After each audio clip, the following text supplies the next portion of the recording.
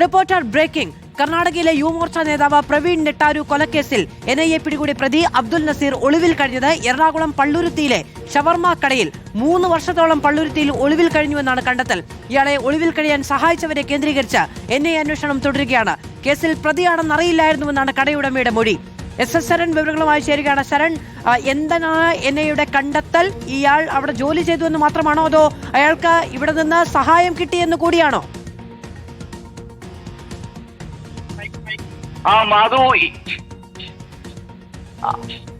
പ്രവീൺ നെട്ടാരിനെ കൊലപ്പെടുത്തിയ കേസിലെ പ്രധാന പ്രതിയാണ് ഈ അബ്ദുൽ നസീർ. അബ്ദുൽ നസീറിനെ ഇന്നലെയാണ് NIAയുടെ കേരളത്തിലേക്കും കർണാടകയിലെ യൂണിറ്റുകൾ സംയുക്തമായി നടത്തിയ ഓപ്പറേഷനിലെ പിടിയിലായിരുന്നത്. ഇയാൾ കഴിഞ്ഞ 3 വർഷത്തോളം പള്ളുരുത്തിയിൽ ഒളിവിൽ കഴിക്കുകയായിരുന്നു എന്നുള്ള വിവരമാണ് ലഭിച്ചത്. അതിന്റെ അടിസ്ഥാനത്തിലാണ് NIAക്ക് പിടികൂടാൻ കഴിഞ്ഞിരുന്നത്.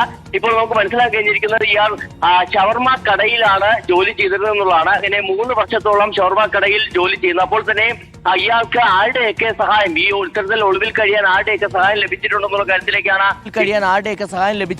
കാര്യത്തിലേക്കാണ് ഇപ്പോൾ പ്രധാനമായും NIAയുടെ പരിശോധനകൾ നടക്കുന്നത്.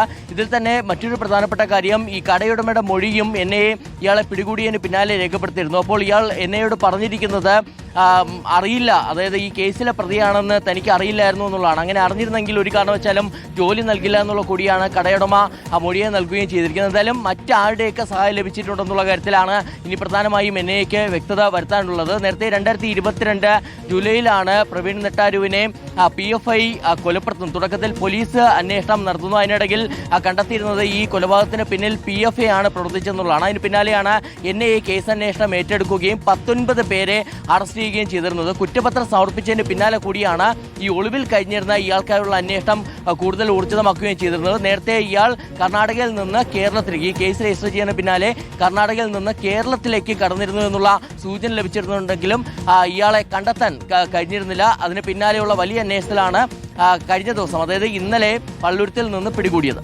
പ്രവീൺ നെട്ടാരു കൊലക്കേസിലെ പ്രതി 3 വർഷമാണ് പള്ളുരുത്തിയിൽ ഒളിവിൽ കഴിഞ്ഞത് എന്നുള്ളതാണ് ഇപ്പോൾ പുറത്തുവരുന്ന വിവരം.